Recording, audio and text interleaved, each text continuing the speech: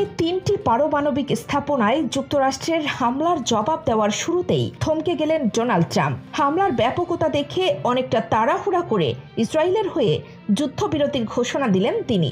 জানালেন, ইসরায়েল ও ইরান পুরোপুরি ও সর্বাত্মক যুদ্ধবিরতিতে সম্মত হয়েছে, যদিও ইরান এ বিষয়ে স্পষ্ট কোনো বক্তব্য দেয়নি। অনেকটা ঘোষণা দিয়েই সোমবার রাতে কাতারের মার্কিন সামরিক ঘাঁটি আল উদেইদে ক্ষেপণাস্ত্র হামলা চালায় ইরান। তেহরান এ হামলা চালাবে তা কল্পনা করতে পারেনি যুক্তরাষ্ট্র। হামলার পর মধ্যপ্রাচ্যে উত্তেজনা চূড়ান্ত পর্যায়ে পৌঁছায়।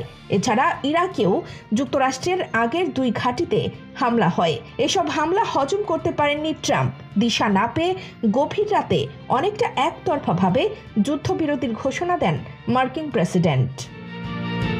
যুদ্ধবিরতি প্রায় 6 ঘন্টার মধ্যে শুরু হবে এবং উভয় পক্ষই ধাপে ধাপে তাদের সামরিক অভিযান গুটিয়ে আনবে। তার ভাষায় 24তম ঘন্টার শেষে এই যুদ্ধ আনুষ্ঠানিকভাবে শেষ হবে। যদিও এ বিষয়ে ইসরায়েল কিংবা ইরান কোনো পক্ষই আনুষ্ঠানিকভাবে যুদ্ধবিরতিতে সম্মতির কথা ঘোষণা করেনি।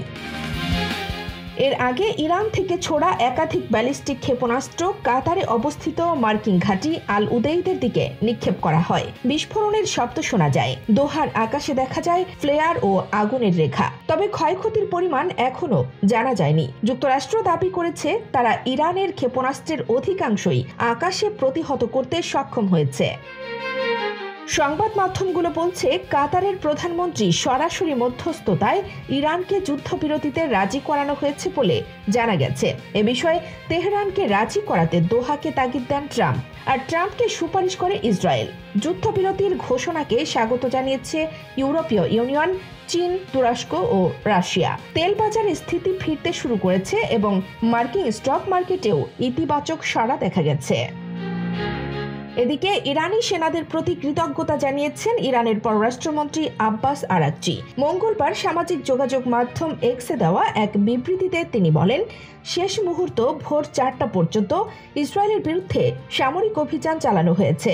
সব ইরানিদের সঙ্গে আমিও আমাদের সাহসী যোদ্ধাদের প্রতি কৃতজ্ঞতা প্রকাশ করছি। এই যোদ্ধারা দেশের প্রতিরক্ষায় শেষ রক্তবিন্দু পর্যন্ত লড়াইয়ে প্রস্তুত থাকে। শত্রুর প্রতিটি হামলার উপযুক্ত জবাব দিয়ে এসেছে তারা। কানিস ফাতেমা, নিপা, খবর সংযোগ।